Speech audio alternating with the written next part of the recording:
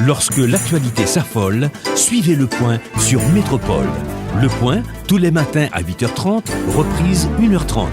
Le Point est une courtoisie de MSC Trading et la BNC. Le plan épargne retraite BNC, une assurance pour votre famille et vos employés. Madame, Monsieur, bonjour. Bienvenue à la rubrique Le Point de Radio et Télémétropole. Merci de l'intérêt, merci surtout de votre fidélité.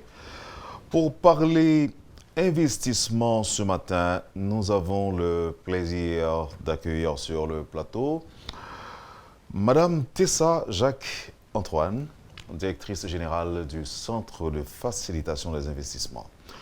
Il va être question ce matin de la mise en place d'un guichet unique d'investissement et du lancement de la marque Pays.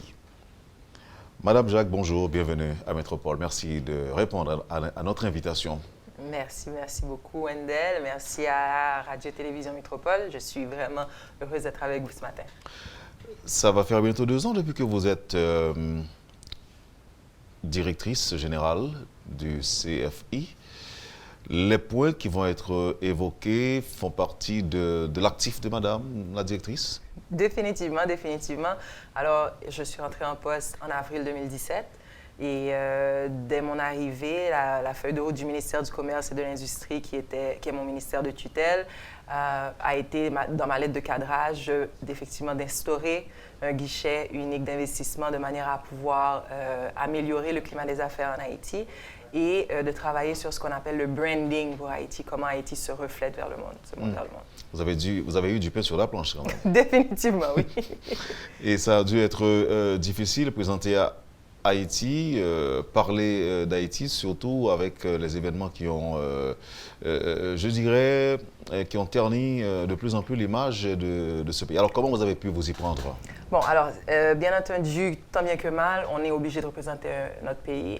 On est ouvert pour les investissements. Il y a beaucoup d'opportunités ici. C'est de ne pas mentir. C'est-à-dire que l'année 2018 a été une année très difficile. 2017 s'est bien passé quand même.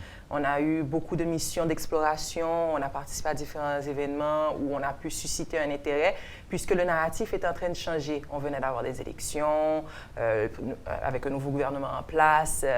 Ça semblait vouloir aller dans une direction qui était contraire à ce que les gens connaissaient. Bien entendu, en 2018, on a vu certains revers et qui n'ont pas été très positifs pour l'attraction d'investissement. Par contre, ça a été le moment pour nous vraiment de nous pencher sur d'autres éléments qui pourraient attirer des investissements en Haïti, dont la facilité qu'offre le CFI, et on a pensé au guichet unique d'investissement. Justement, guichet unique d'investissement, vous le présentez comment? C'est quoi un peu de mots? Alors, un peu de mots, c'est un peu différent de ce qu'on a déjà connu ici. Je pense que depuis la création du CFI en 2006, on a voulu que le CFI soit effectivement ce qu'on appelle un one-stop shop. Alors, l'endroit, la porte d'entrée pour les investissements en Haïti.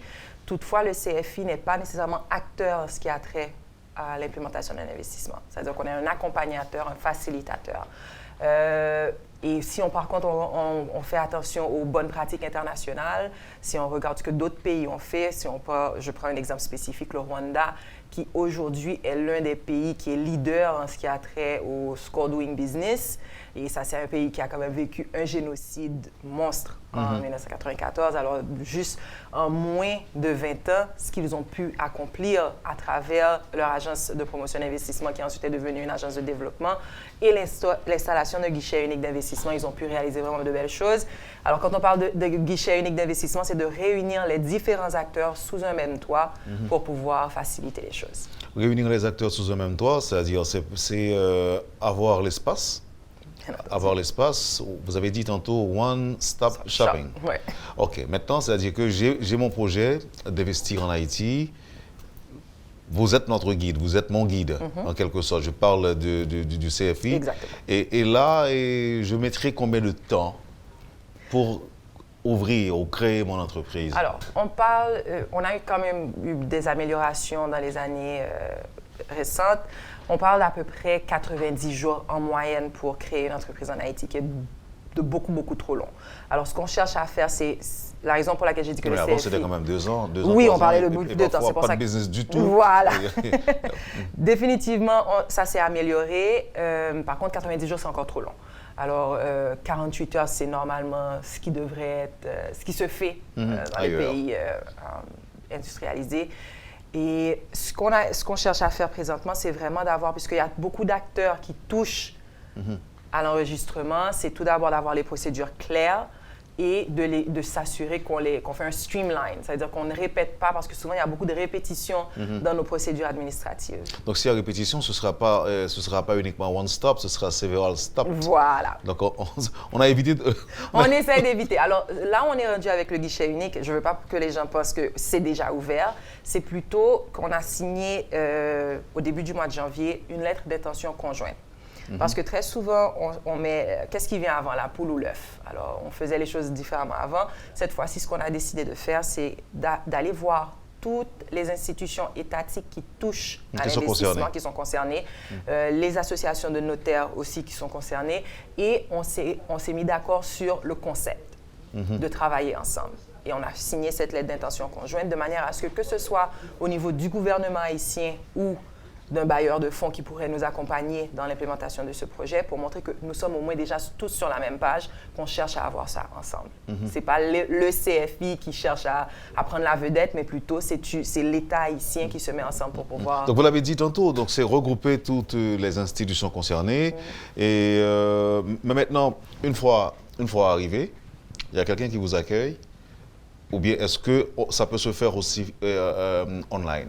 Alors, il y aura une partie, bien entendu, Haïti n'est pas encore à l'ère technologique comme dans d'autres pays du monde. On n'est pas technologiquement avancé. Voilà. Alors, il y a 3 types de guichets uniques qui existent à travers le monde. Ce qu'on appelle un guichet unique physique, où on prend un espace et on regroupe toutes ces entités avec physiquement. Il y a des guichets uniques qui sont seulement électroniques et il y en a qui sont hybrides. Alors, ce qu'on pense qu'on peut faire hybride pour Haïti, on pense qu'on peut faire un peu d'électronique parce qu'il faut s'assurer aussi que toutes les institutions aient accès à une plateforme, soient prêtes pour recevoir technology ready, comme on dit en anglais. Voyons maintenant le côté physique, le guichet physique. Est-ce que vous êtes déjà à l'aéroport? Est-ce que si l'investisseur vous informe de son arrivée, est-ce que vous êtes en mesure d'envoyer l'accueillir, le chercher? Toujours. Alors, le CFI, on le fait déjà. On a les procédures pour pouvoir aller chercher, récupérer un investisseur à l'aéroport. Potentiel, l'accompagner dans tous ses rendez-vous, s'assurer que on prépare une mission d'exploration avec un investisseur potentiel. C'est-à-dire qu'il rentre en contact avec le CFI, voici ce qu'il est intéressé à faire, on l'accompagne pour rencontrer des institutions privées comme des institutions publiques et on l'accompagne dans ces rencontres. Est-ce qu'on a vous avez déjà recensé le nombre d'institutions concernées? Oui. Elles sont au nombre de combien? On en a une douzaine, douzaine? Oui, une douzaine qui touchent à l'investissement. Alors, comme j'ai dit, on suit quand même aussi les bonnes pratiques internationales. On cherche aussi à améliorer notre score doing business. Alors, on voit où est-ce qu'on pourrait gagner des points. Alors, on parle de recensement si un investisseur étranger doit avoir un permis de séjour, alors on parle de la direction de l'immigration et l'immigration. Quand on crée une entreprise en Haïti, bien entendu, ça touche directement le ministère du Commerce et de l'Industrie, aussi, ainsi que la DGI. On parle de... Quand on crée une institution, on va avoir des employés, il faut que l'ONA, l'OFATMA soient aussi touchés. Alors, c'est vraiment toutes ces institutions-là, les mairies aussi par rapport à un permis de construire. Mais là, ce sera un énorme bâtiment, non? C'est pas de cette manière que ça va se faire ou pas? Pas nécessairement, non. On ne parle pas d'un énorme... C'est pour ça qu'on a pensé à un guichet hybride. Oui. Alors, un bâtiment avec un espace assez important. Il y aura un représentant de l'ONA, un représentant de l'Association des notaires, et quoi encore? L'immigration, dans le même bâtiment? Dans le même bâtiment, sur un seul étage. OK. Là, le CFI, le CFI, il sera également? Définitivement, oui. Alors, ce sera logé au CFI même. Au CFI, OK. Et on ambitionne, je préfère, d'ouvrir les portes d'Haïti à l'investissement ou encore à un investissement dans combien de temps? Qu'est-ce qu'on prévoit? Alors, Parce qu'aujourd'hui, c'est à 90 jours, vous avez dit. Oui. Donc maintenant, est-ce que vous pensez que à l'avenir, ou bien dans un proche avenir, on sera en mesure d'ouvrir un investissement dans une semaine? Définitivement, c'est très faisable pour Haïti. C'est juste une question qu'on puisse améliorer certaines choses. On a toute une liste de recommandations que le CFI a faites où on sait exactement, et bon, ça fait longtemps qu'on travaille dessus, depuis les administrations précédentes, sur l'amélioration du score doing business qui touche directement l'investissement, l'enregistrement d'entreprise dans un pays. Alors, dans une semaine, c'est très faisable. On aurait préféré que ça puisse se faire dans 3 jours, mais on verra. Par contre, l'installation, l'implémentation du guichet unique d'investissement prendra quand même du temps. On parle de 1 à 2 ans pour pouvoir vraiment être opérationnel, pour bien faire les choses. OK. Donc, est-ce qu'il n'y a pas eu d'expérience pilote? Ou quelques exemples déjà? Il y a déjà eu, alors le ministère du Commerce et de l'Industrie en 2012 avait lancé le guichet unique électronique par rapport à qui touchait seulement l'enregistrement des entreprises. D'où la raison pour laquelle on fait la différence de dire un guichet unique d'investissement versus un guichet unique pour l'enregistrement seulement. Alors, il y a eu cette tentative qui a fonctionné pendant un certain temps, mais il faut toujours faire attention quand on fait les choses en Haïti. Ce que nos lois nous exigent, les formalités administratives, on est quand même très, très, très en arrière sur comment on fait certaines choses. Alors, malheureusement, c'est une initiative qui, aujourd'hui, n'est plus opérationnelle. Alors, toutefois, avec ce nouveau gouvernement, on a le ministère du Commerce et de l'Industrie et la DGI se sont mis ensemble pour avoir un petit guichet physique au sein même du MCI, où il y a certaines formalités comme l'achat de timbres et tout qui peuvent se faire sur place au MCI, pas besoin de se déplacer entre le MCI et la DGI. Alors, c'est déjà un projet pilote. On a déjà identifié certains problèmes qu'ils ont vécu par rapport à la rapidité de l'Internet. Quelque chose d'aussi simple. Il faut essayer pour savoir. Alors, ça nous montre déjà le chemin à ne pas prendre et la marche à suivre pour pouvoir arriver au guichet unique d'investissement. Vous l'avez dit au début de l'entretien qu'on doit rester honnête avec soi-même, même si on veut attirer les investissements, même si on veut inciter les gens à venir investir dans le pays. Mais la réalité, est-ce qu'elle est? Et quand même, les informations, les nouvelles vont vite aujourd'hui, surtout avec les réseaux sociaux. Et écoutez, pour rester honnête, on sait que la situation n'est pas reluisante quand même. Mais comment vous avez réussi à contourner tout cela? Parce que vous parlez de plusieurs missions d'exploration qui sont déjà arrivées dans le pays. Qu'est-ce qu'on leur dit? On leur dit la vérité. Alors, c'est sûr que la réputation d'Haïti la précède de beaucoup. Ça fait longtemps. Alors, on est un peuple qui déjà a une fierté qui est très grande parce qu'on a été la première république noire. Alors, définitivement, une personne qui fait un peu de recherche va savoir ça. Oui, mais il y a des choses qui vont dire que ça ne va pas suffire. Ça ne suffit pas. Ça ne suffit pas. En réalité, ça ne suffit pas. Ce qui veut dire que, par contre, ce qu'on essaie de montrer, c'est qu'on fait la part des choses. Et c'est la raison pour laquelle aussi on a lancé cette campagne de branding et on travaille sur la marque pays. Oui, on va en parler dans un instant. C'est de dire que toutes ces choses-là sont vraies. C'est-à-dire qu'il y a des problèmes en Haïti. Il y a un manque d'infrastructures qui est réel. Tout ceci existe. Par contre, il y a aussi beaucoup d'opportunités. Alors, dès qu'il y a un manque, c'est un manque que quelqu'un peut combler. C'est-à-dire qu'on importe beaucoup. Tout ce qu'on consomme, quasiment, on l'importe. Ça veut dire, par contre, Haïti a été un pays essentiellement agricole pendant très longtemps. Ces terres sont encore là. Oui. C'est très simple d'essayer de revenir à produire ici, que ce soit pour un marché local qui consomme de toutes les façons puisqu'on importe, et même un marché régional où il y a beaucoup de pays de la Caraïbe, de la région, si on prend les Bahamas par exemple, où ils ne produisent rien. La Bahamas, son PIB est basé sur les produits financiers et le tourisme. Point. Ils n'ont pas la capacité de produire ce qu'ils consomment. Et ils ont quand même un grand marché de consommation puisqu'ils reçoivent beaucoup de touristes chaque année. Beaucoup de touristes, ce qui fait qu'on pourrait très aisément produire et exporter. Il va être question du branding, la marque pays, qui va être lancée également. Exactement. Parlez-nous-en. Alors, aujourd'hui, on a le 24, on fait un dévoilement. Alors, ce n'est pas un lancement proprement dit, puisque ce qu'on voulait faire, c'était, à travers la presse, présenter à la population en général ce qu'on a fait depuis octobre 2017. C'est un projet sur lequel on travaille depuis octobre, et pour créer une nouvelle identité visuelle et verbale pour Haïti. Ce qui veut dire que c'est pour contrer le narratif négatif qui existe déjà sur Haïti. C'est-à-dire que si on fait Google et on cherche Haïti, qu'est-ce qu'on va avoir comme résultat en premier? C'est tout ce qui est négatif, qui n'est pas nécessairement faux. Mais il faut aussi nourrir qu'il y a des choses positives qui se font dans le pays. Il y a des opportunités qui existent. Ce qui fait que c'est de pouvoir vraiment mettre ceci en exorde, que les gens puissent en prendre connaissance. Parce que quand on participe à des foires et qu'on dit Haïti, les gens disent « Ah oui, le tremblement de terre. Ah, le pays qui a eu des manifestations l'autre jour. » Des chocages. Voilà. Alors, c'est ça. C'est ce qui vient tout de suite en tête. On dira « Oh, OK, Haïti, le pays de Baby Doc. » Voilà. Alors, c'est toujours ces connotations-là à quoi Haïti est associé. Et ce qu'on veut tout simplement faire, c'est de légèrement, ce qu'on appelle en anglais shift, faire un shift du narratif et dire qu'il y a aussi des opportunités, des possibilités pour Haïti. Qu'est-ce que vous avez classé comme priorité? Comme priorité... Dans le branding? Alors, c'est une firme internationale qui a déjà travaillé dans ce qu'on appelle les marques pays, comme le Costa Rica, le Pérou. Oui, mais ces pays-là mettent en avant quelques possibilités. Et est-ce que nous autres en Haïti, nous mettons l'emphase sur nos sites touristiques? Définitivement. Et les opportunités d'affaires. Voilà, je vais vous dire, les priorités ont été en fait d'identifier qu'Haïti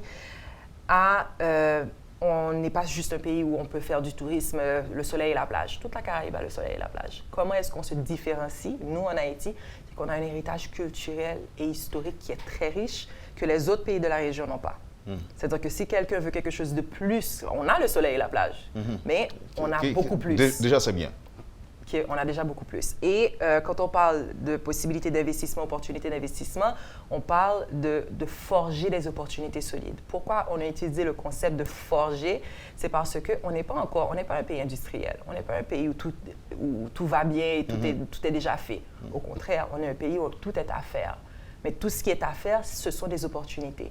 Alors, en tant qu'Haïtiens, nous sommes prêts à forger, à travailler conjointement avec tout investisseur potentiel pour vraiment créer ces opportunités solides-là et qu'elles soient florissantes. Comment vulgariser la marque pays? Alors, on a le dévoilement aujourd'hui à la presse. Et alors, ce sera à travers les nouvelles. Et bien entendu, par la suite, on aura des campagnes sur les réseaux sociaux, à travers différentes stations de radio et de télévision. Et c'est quelque chose qui est quand même multisectoriel. C'est important que je le mentionne parce que ce n'est pas juste l'initiative du CFI pour attirer les investissements, c'est d'avoir une seule identité conjointe pour tout ce qui représente Haïti à l'extérieur, comment on vend Haïti. Ce qui fait que dans le comité de marque, on avait le ministère du Tourisme, le ministère de la Culture et de la Communication, le CFI, et de l'autre côté, on avait aussi le secteur privé, alors qui était représenté par la CCIH, alors la Chambre de commerce et d'industrie d'Haïti, l'Association des industries d'Haïti, ADI, et l'Association touristique d'Haïti, l'ATH. Donc, à partir d'aujourd'hui, ça va être dévoilé aujourd'hui à la presse. Et vous allez utiliser, comme vous dites, les radios, les réseaux sociaux. Mais à l'étranger, comment ça va se passer? Alors, à l'étranger, si je prends un exemple simple, je sais que le ministère du Tourisme est en train de préparer sa participation à une foire où Haïti participe quasiment chaque année depuis quelques temps, ITB Berlin, qui est une grande foire pour le secteur touristique, pour attirer des grossistes, des lignes aériennes, différents autres types d'hôtels qui pourraient vouloir investir en Haïti.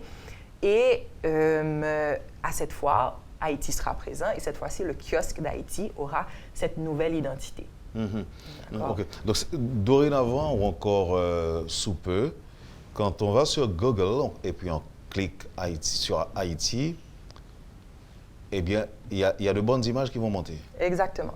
On va travailler aussi conjointement. Par exemple, on a commencé déjà les pourparlers avec Google de manière à ce qu'il y a des mécanismes que l'on peut mettre en place pour pouvoir effectivement avoir des choses beaucoup plus positives. Ça ne veut pas dire qu'on va cacher la réalité, parce que Haïti, effectivement, est un pays...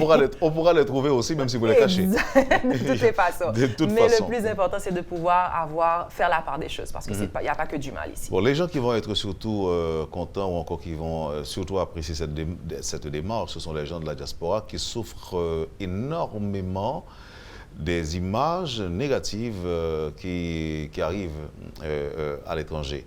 Donc, ces gens-là qui peut-être en grande partie nous suivent, c'est une information qui doit quand même les réjouir. Mais dites-nous, eux aussi, là-bas, ils pourront accéder facilement à la marque pays. Définitivement. On a déjà commencé à travailler sur une campagne médiatique aussi qui sera ciblée directement vers la diaspora. Parce qu'il est important que ce soit un ralliement aussi. Si je vous dis vraiment, ce qu'on cherche à faire, c'est de dire que Haïti, c'est une seule Haïti. Il n'y a pas 20. Non. Alors, on sait que pendant longtemps, ou encore pendant un certain temps, surtout sous la présidence de Michel Joseph Martelly, on parlait énormément de ce slogan. Haiti open for business. Oui, it is open for business. Non, this is a new Haiti, open for business. Exactement. Now. À l'époque, on disait now. Ouais. Mais maintenant, vous pensez que vraiment, on est open? On a toujours... Ou bien on est encore open? On a toujours été open. C'est sûr que, par contre, il y a certaines choses qu'il faut qu'on comprenne en tant qu'Haïtien. C'est-à-dire que je parle pas juste au niveau du gouvernement ou de l'État.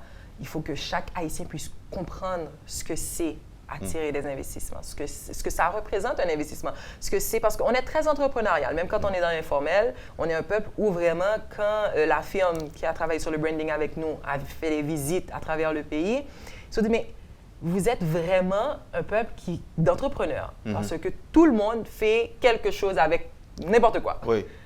Oui. D'accord. Oui, mais l'étranger, lui, ne va pas voir les choses de cet œil-là. Il y a des étrangers qui disent comme ça que même si vous investir millions là, est-ce que moi obligé de rentrer avec jet privé ou si jamais on l'obéit qui pète, on stroke, on va comme ça pour me joindre l'hôpital parce que à l'étranger, ils connaissent que nous avons un hôpital sérieux. Et il y a des problèmes pour gagner, c'est pas courir à l'autre côté avec eux, donc vous risquez de quitter pour là.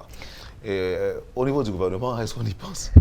Je suis sûre qu'on y pense. Ça veut dire que je ne suis pas directement concernée. Par contre, c'est clair qu'une personne, il y a des choses qui sont très, très, très importantes pour un investisseur étranger parce que si lui, il vient pour investir son argent et que lui, il est présent, il faut qu'il puisse savoir, hey, s'il y a une urgence, si j'ai un problème, qu'est-ce que je fais? Oui. D'accord? Quels sont les services auxquels j'aurai accès? Est-ce que vous leur parlez également des routes qui sont souvent bloqués aussi. Oui, inattendument. Mais je vais vous dire, vous savez, les routes bloquées, peut-être qu'en Haïti, c'est un problème qu'on n'a peut-être pas assez de routes. On est très, très, très concentré dans des petits endroits, ce qui fait que définitivement, à l'heure de pointe, il y a beaucoup de personnes qui vont dans la même direction et ça crée des bouchons. Mais croyez-moi, j'ai déjà été à Los Angeles et quand on parle de rush hour à Los Angeles, c'est des autoroutes routières, c'est-à-dire avec 6 ou 7 voies dans chaque sens et ça ne bouge pas. Il y a une différence. Madame, rush hour, c'est des heures d'affluence. On en a aussi, les heures de pointe. La caille, c'est qu'on s'allait. Je ne vais pas parler de ça. Je parle d'un groupe d'individus qui décide de prendre un camion, mettre l'entrée avec sur route là. Ça s'est passé la semaine dernière sur la route de Jacmel à hauteur de Découzé. Des individus qui justement voulaient protester pour un travail qui était commencé, travail là, ils interrompent, ils suspendent. Et bien ça a fait, ils prennent un camion, ils bloqué la route là, et puis tout le monde qui était derrière, ils saisi clé machine, et puis avec un peu de menace. Donc, écoutez, donc ça, c'est pas intéressant.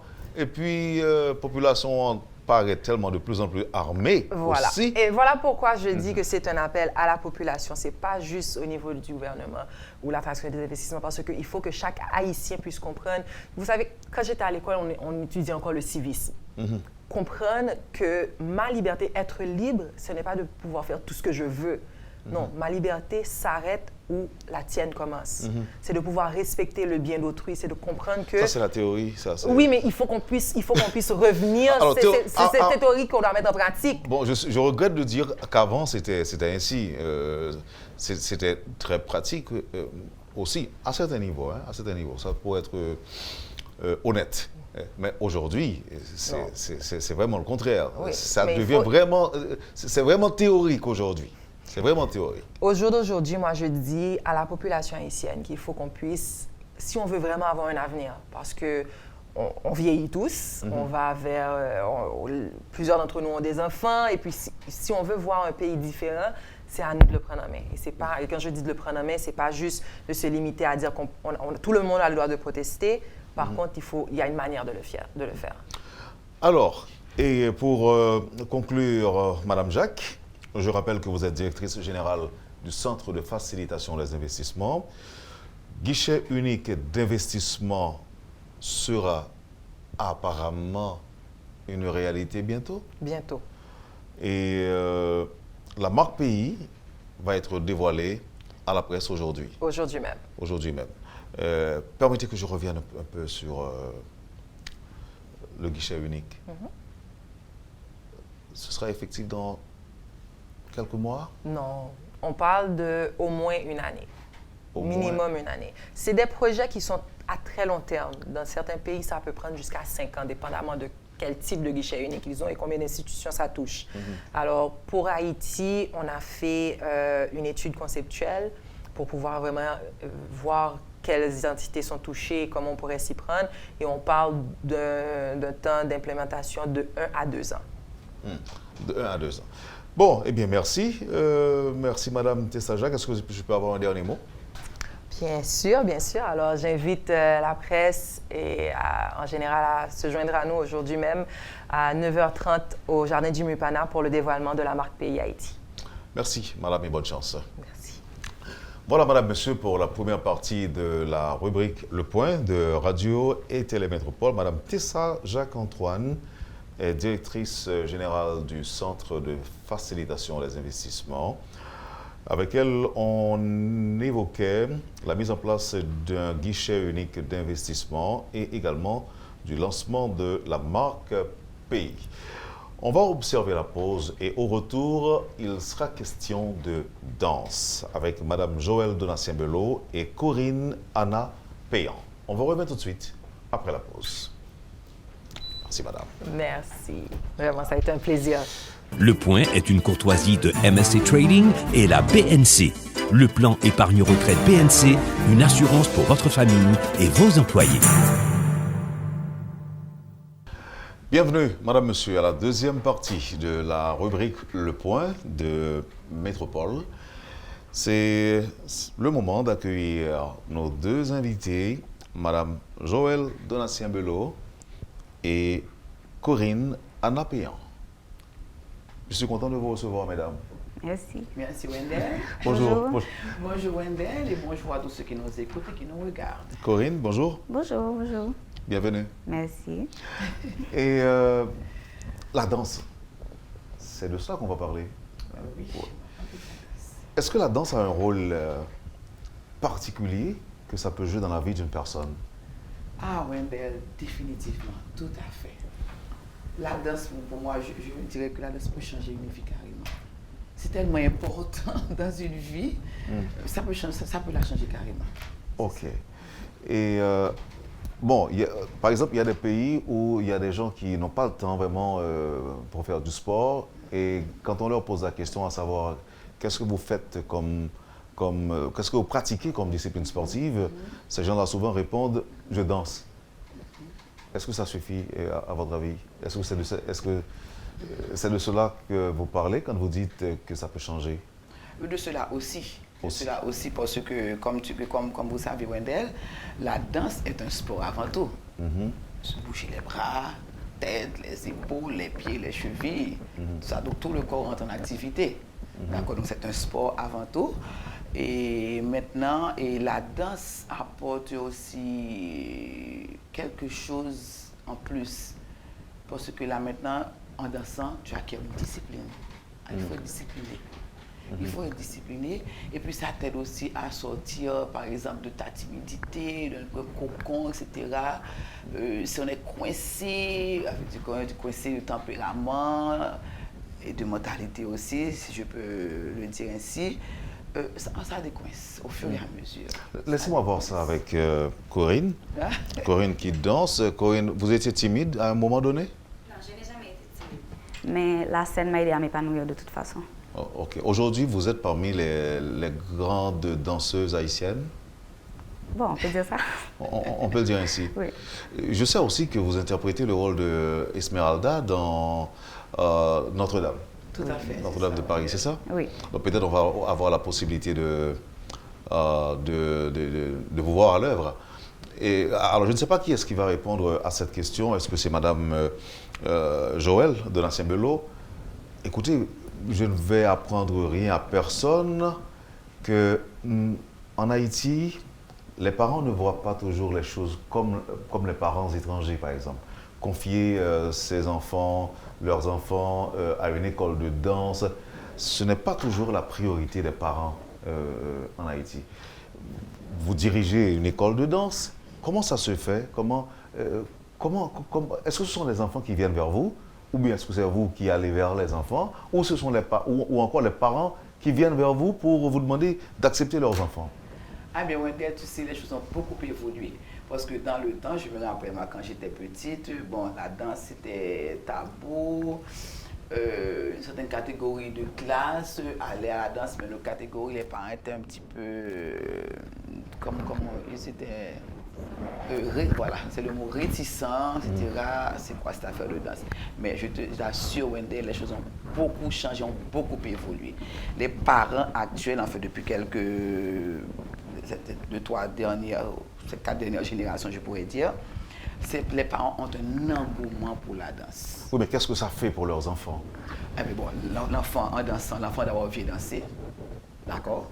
L'enfant, donc, c'est une discipline extrascolaire, tu vois, donc on n'a pas beaucoup dans le pays, malheureusement. Donc, les parents veulent voir leurs enfants danser. Et je me demande, est-ce que ce n'est pas parce que eux, les parents voulaient, en fait, surtout les mamans, voulaient danser quand ils étaient beaucoup plus jeunes, ils n'ont pas eu la chance de fréquenter une école pour plusieurs raisons, mais maintenant, ils envoient leurs enfants à la danse. Maintenant, c'est pour se voir à travers les enfants aussi. Je te disais tantôt que les parents ont un engouement pour la danse. C'est si vrai que on reçoit des appels pour des informations à longueur de journée. Même les jours fériés, même les dimanches, il n'y a pas de jour, il n'y a pas d'heure. Okay? Et les parents vous disent, bonjour, c'est l'école de danse, voilà, ma fille a, je voudrais inscrire ma fille à l'école de danse. Votre fille à quel âge? 2 ans. 2 ans. C'est un petit peu tôt, il faudra attendre encore 2 ans parce que moi je les reçois à 4 ans. Oh, ils sont vraiment désolés. Non, mais c'est parce que les parents pensent que les écoles sont comme une garderie et qu'ils vont confier leurs enfants. Je ne pense pas parce qu'ils sont occupés ailleurs. Une petite de 4 ans, 5 ans qui vient, c'est pour une heure de cours, vous voyez. Et en général, les parents ont intérêt à rester à attendre parce qu'il y a tellement d'embouteillage pour le temps de sortir. S'ils vont faire une course tout près, ils peuvent aller, mais en général, ces parents, ils sont là, ils attendent les enfants. Ouais, je ne pense pas que c'est une question. Mais est-ce que ce sont les enfants seulement que vous acceptez, que vous recevez? Bon, on les reçoit à partir de 4 ans. Donc ces enfants-là, en principe, grandissent avec nous, comme c'est le cas de Corinne, qui a commencé à 4 ans, n'est-ce pas, Corinne? Maintenant... Bon, d'autant qu'elle paraît très jeune, ça peut arriver que Corinne n'a que 15 ans aujourd'hui. Ah non, désolé. Vous avez un futur médecin à côté de vous. Hein, ah, bravo. Bravo. Désolé, donc Corinne, je crois que c'est une situation à 18e année de danse. 18 ans à la danse. Ininterrompue. Ah, ok. C'est ça. Donc elle y a pris goût, elle a essayé. Bon, sa maman l'a inscrite, certes à 4 ans, etc. Bon, c'est toujours révélé. Non, mais ça veut dire que vous devez avoir des centaines. Si elle y est restée et aujourd'hui, si elle a passé 18 ans, et que si tous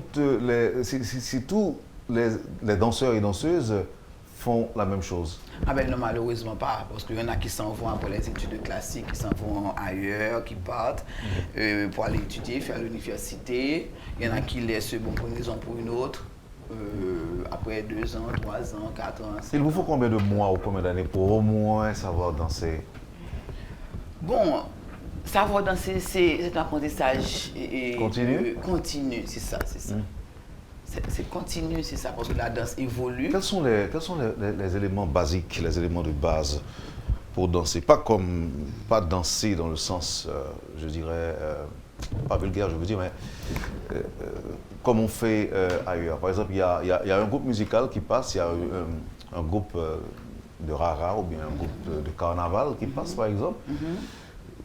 Écoutez... Et on balance automatiquement. On balance automatiquement, donc c'est pas ça. Non, n'oubliez pas que nous, Haïtiens, nous avons la danse dans le sang. Okay? Dès qu'on entend, même si tu prends quelque chose, tu fais, on entend ça faire bouger les épaules ou bien la taille. Mais comment on appelle ça? Est-ce que c'est de la danse aussi? C'est de la danse, on bouge. On bouge, c'est de la danse. Ok. Et si on bouge la tête? C'est toujours la danse, et puis tu fais des mouvements aussi. Avec le corps. Donc là, on danse. Moi, je croyais que quand on parle de danse enseignée, par exemple, à l'école, il y a des pas qui viennent d'abord. Il faut des pas. Ah oui, il y a l'enseignement. Là, on parlait du point de vue comme général. Ça, là, général. Tu entends un petit bruit de musique, tu bouges automatiquement. Mais parfois, on n'entend rien. Hein? Il y a des gens qui dansent parce qu'il y a un refrain qui vient à l'esprit. Exactement. Oui, dans la tête. Ouais, automatiquement, ce refrain, là, dans la tête, et puis tu bouges le corps. Ok, ça. Mais bouger... C'est automatique. Ok, mais bouger le corps... De la danse. Oui, mais bouger le corps, madame, et ça ne peut pas changer, ça ne peut rien contribuer en termes de... rien apporter en termes de changement dans sa vie. Non, pas vraiment. Ça, je parlais au niveau de la danse, ce que la danse, l'enseignement de la danse peut apporter. Parce que là, si tu as une grande timide, ça va prendre du temps, évidemment. C'est une question de temps. C'est un apprentissage. Peut-être que tu ne seras pas extraverti, d'accord, mais tu ne seras pas timide, maladive comme tu l'étais auparavant. Okay? Là, vous parlez de danser seul ou danser en couple? Ah non, pas danser seul. Tu fais quand une école de danse, que tu fasses le ballet, que tu fasses le folklore, que tu fasses le jazz, etc. Et fréquenter une école. Tu as un professeur qui t'enseigne les mouvements, etc., qui te suit. On fait ci, on fait ça, on corrige, etc. Alors je parle de fréquenter une salle de danse. Ok. Est-ce que, madame, est-ce qu'il y a un type de danse qui est privilégié, ou que vous privilégiez dans la formation de vos étudiants? Non, on enseigne plusieurs disciplines. Donc, le pré-ballet déjà pour les tout petits. Okay, le pré-ballet déjà. Ensuite, le programme de ballet classique. Nous avons le folklore haïtien, bien sûr. On enseigne le contemporain.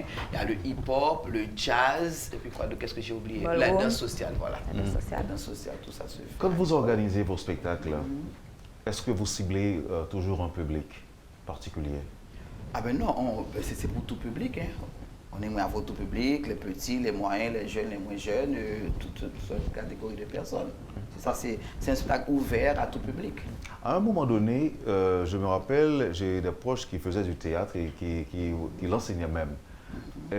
Après quelques représentations théâtrales, ils ont réalisé que les gens n'étaient pas trop intéressés au théâtre en Haïti. Est-ce que ça ne vous arrive pas de constater que les gens ne sont pas trop intéressés à la danse? Ça ne vous est jamais arrivé?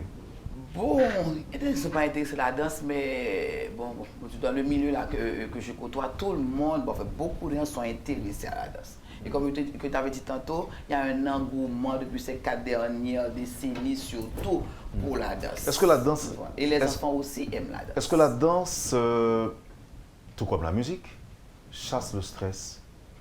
Oh oui, définitivement.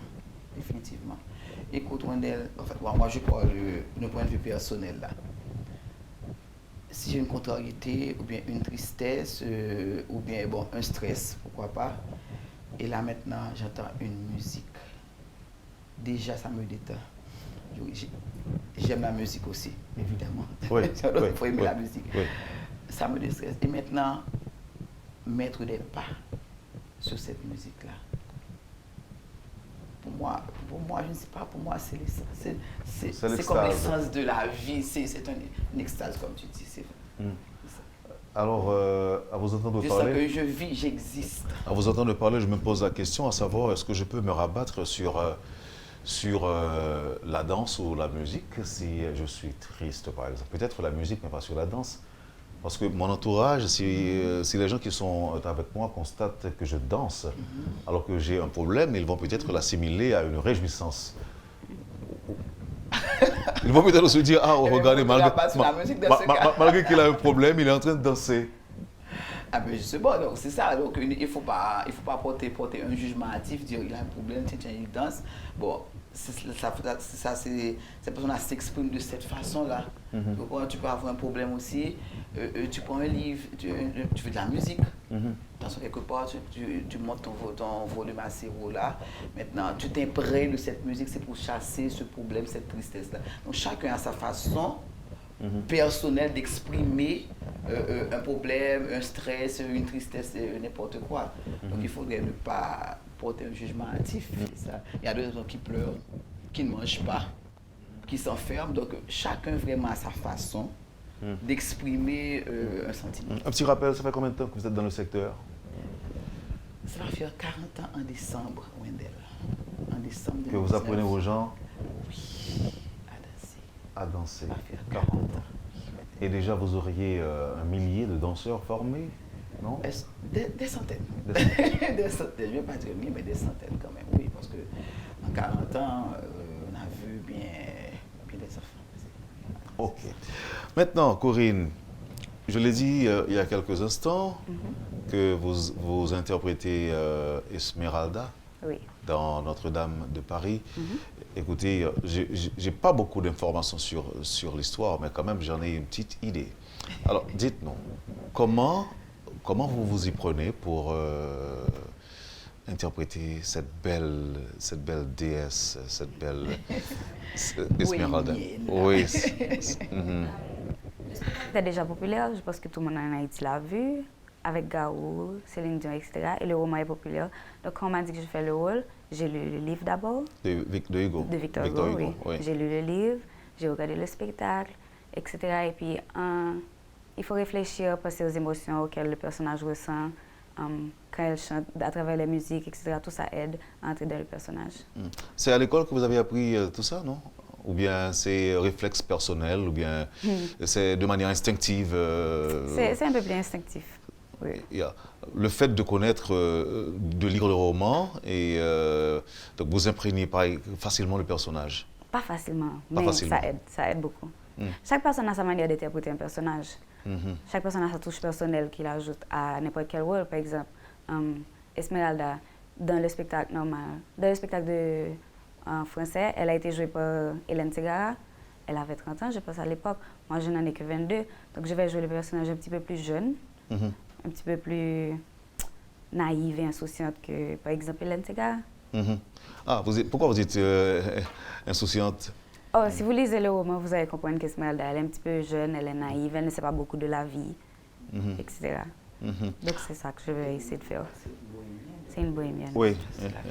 Mais parlez-nous de votre attitude sur scène. Est-ce que vous oubliez le public? Est-ce que c'est tout comme si vous faites le vide en incarnant ce personnage? C'est exactement ça. Dès que je monte sur scène, je ne vois personne, je n'entends rien. Après la musique, il y a la musique et moi et ma scène. Donc j'oublie tout. Je rentre dans mon personnage, je suis Esmeralda. Mais dites-nous, comment vos amis, qu'est-ce qu'ils vous disent après avoir assisté à un spectacle dont vous êtes le personnage le plus important en quelque sorte? Si c'est la première fois, généralement ils sont très étonnés. Ils ne savaient pas. Parce que les spectacles, généralement, les spectacles de danse, tout le monde n'y assiste pas et on ne sait pas à quoi s'attendre. Mais quand, par exemple, nos spectacles, on y met beaucoup d'émotions, on travaille beaucoup, c'est très technique. Donc, généralement, ils sont très impressionnés, mes amis. J'aime les inviter. Vous aimez les inviter? Oui. Vous avez mis du temps pour faire le montage, pour concevoir tout ça et même le réaliser? Il faut que je te dise, Wendell, que ce n'est pas moi le chorégraphe de Notre-Dame de Paris. Il s'agit bien de ma fille cadette, Alexandra Belot. C'est elle qui s'occupe, qui est directrice artistique de la compagnie de danse. Mais vous l'assistez quand même, non? Oui, je l'observez, l'assiste. J'ai ça, c'est ça, les opinions, etc., d'idées, etc. Mais tout se fait au nom... 99,9% c'est eux qui s'en occupent. Oui, mais tout se fait au nom de l'école, non? Définitivement, définitivement. La compagnie de danse Joël Blanc Saint-Belo fait partie intégrante de l'école de danse. C'est le dernier bébé qui est né de l'école. Ah, c'est ok. ça, c'est ça, Maintenant, et elle a mis combien de temps pour produire ce spectacle? Je prépare le sac depuis le mois d'août. Depuis le début du mois d'août 2018. Je prépare le spectacle et là maintenant, voilà. Malgré c'était déjà exécuté? Ah oui, bon, elle a repris pratiquement toutes ses chorégraphies, elle a fait des changements, etc. Donc, c'est ça. Et elle est très exigeante, etc. Voilà. Elle exige le plus que parfait, bon. C'est ça, en plus. Dans un pays où tout s'effrite, on n'a plus de respect pour les valeurs et on s'adonne de préférence aux choses faciles, aux choses très mondaines parfois. Et la danse peut être aussi une chose spirituelle, peut être aussi spirituelle. Et est-ce que votre compagnie est assistée de l'État en prévision de ces programmes, dans la perspective de ces programmes? Est-ce que le gouvernement vient en aide? Est-ce qu'on vous accompagne financièrement, je veux dire? Ou est-ce que ce sont les mécènes, le secteur privé qui vous accompagnent? Bon. Excusez-moi si la question dérange, parce que non, ça ne dérange pas. Je vous ai vu plonger dans une profonde réflexion en m'écoutant. C'est parce que malheureux, parce que voilà, ça a soulevé un tout petit peu de tristesse, parce que là, on n'est pas accompagné par le gouvernement. Est-ce que vous avez fait des démarches aussi? Parce que le gouvernement ne va pas venir vers vous si on n'est pas au courant de ce que vous faites. Je suis d'accord avec toi, Wendell, mais bon, par exemple, on peut écrire à une instance de l'État comme le ministère de la Culture, par exemple. Donc là, on peut dire qu'on leur offre des cartes à acheter pour inviter leurs employés qui pourront vraiment voir un spectacle de danse, commencer à apprécier la danse, ceux qui ne savent pas, ils disent waouh, c'est de la danse, etc. pour s'intéresser aussi à Donc la ça dit que vous ne demandez pas beaucoup. Non. Vous demandez à ce que les gens viennent seulement. Bon, on leur offre des cartes qu'ils vont offrir à leurs employés, donc à ce que les gens viennent voir vraiment ce que fait la compagnie de danse, qu'ils apprécient les enfants, bon, ils apprécient les danseurs et danseuses de la compagnie. Et maintenant aussi, bon, s'ouvrir quoi. Quoi que je connaisse, se faire voir. Quoi que je connaisse le nouveau ministre de la Culture et de la Communication qui est un Jacques Millien, malheureusement je ne peux pas m'engager pour lui pour dire vous pouvez lui envoyer une dizaine de cas. On aussi le ministre parce que sa fille a dansé jusqu'à récemment, jusqu'à peut-être un peu avant le séisme. Non, même pas. Même après, il y a peut-être 2 ans de ça, pour qu'elle a dû terminer ses études, elle a dû partir. Mais sa fille, depuis toute petite, elle était avec nous jusqu'à son départ pour les études universitaires. Bon, ça. je suis sûr qu'on va dire au ministre que Wendell a parlé de lui ce matin à la rubrique Le Point. Et peut-être qu'il va réagir, Je pense que c'est en cours. C'est en cours. Ok. Maintenant, pour le secteur privé, est-ce qu'on vous supporte, non? Le secteur privé, on a fait des lettres de demande de sponsors. On a peut-être 2 ou 3 qui ont répondu par exemple des stations sœurs de Métropole, qui passent des spots pour nous. Soit gratuitement. Métropole vous reçoit à la rubrique Le Point. Métropole nous reçoit, ça fait encore une ouverture. Une invitation aussi au grand public, etc. Bon, Métropole a toujours été une station des artistes quand même. Oui, et l'émission Le Point est très très écoutée aussi. Bon, merci. Merci si ça te compliment. Très écouté, très apprécié. Ben, vous êtes un compliment. Voilà, merci. Madame Joël de Blanc-Saint-Belo, votre spectacle, ce sera pour le 26, c'est ça? Oui, c'est ce samedi. Dans 48 heures. Dans 2 jours. Dans 2 jours. Qu'est-ce que vous promettez d'abord à vous? Et puis la même question sera aussi à Corée. Qu'est-ce que vous promettez au public qui aura effectué le déplacement? Ils vont avoir un spectacle de qualité, Wendell. Époustouflant. beaucoup de voltige, de sauts périlleux. Ah oui, ça c'est à couper le souffle comment. Ok. C'est à couper, ça serait à couper Il y a de quoi, le souffle. il y a de quoi oublier le présent. Ah oui, pendant 2 heures, ils vont oublier le présent, ils sont tellement émerveillés, peut-être, je ne vais pas dire choqués, émerveillés, puis étonnés. Merveilleusement. C'est ça de la qualité, de la technique des danseurs, pour ceux qui ne connaissent pas en danse, mais de voir des mouvements vraiment extraordinaires. J'ai envie de dire CDD. Corinne, docteur, danseuse. Oui, c'est ça. Alors dites-nous, parlez-nous et qu'est-ce que vous promettez? Pour moi, je sais qu'on a travaillé très longtemps. La technique est là, l'émotion est là. On aura un décor exceptionnel. La beauté est là. La beauté est là. Les chorégraphies sont belles. Les costumes aussi. Les costumes sont beaux. Et je mets toute l'émotion que je peux dans mon rôle. Donc c'est ça que je promets au public. Ok. Et tous les danseurs sont très motivés. Bon, la plupart sont des professionnels, surtout la compagnie. Et la compagnie sera accompagnée des élèves juniors 2 et dans le spectacle. Ce sera extraordinaire. Merveilleux. Je le dis. Merci beaucoup Corinne, merci Joël. Merci. Je suis très content. C'est un plaisir pour moi de vous accueillir sur le plateau de la rubrique Le Point de Métropole. Merci. J'espère qu'il ne pleuvra pas ce jour-là. Oui, on espère. J'ai oublié d'appeler Rudy, notre météorologue. Pour l'appeler pour nous. Mais il ne va pas arrêter la pluie de toute façon. En général, il dit voilà quel temps qu'il fera, et il nous dira le temps qu'il fera, mais ce sera tout. En tout cas, je l'appellerai pour vous. Merci. Merci infiniment. Et Madame Joël Donacebello, Corinne Anapéan, merci infiniment d'avoir accepté d'être avec moi ce matin pour apporter une autre parole au public de Métropole. Merci. D'accord. Vous avez suivi, madame, monsieur, la rubrique Le Point de Métropole. Merci de l'accueil, merci de l'intérêt. Passez une excellente journée avec nous et à demain. Lorsque l'actualité s'affole, suivez Le Point sur Métropole. Le Point, tous les matins à 8h30, reprise 1h30.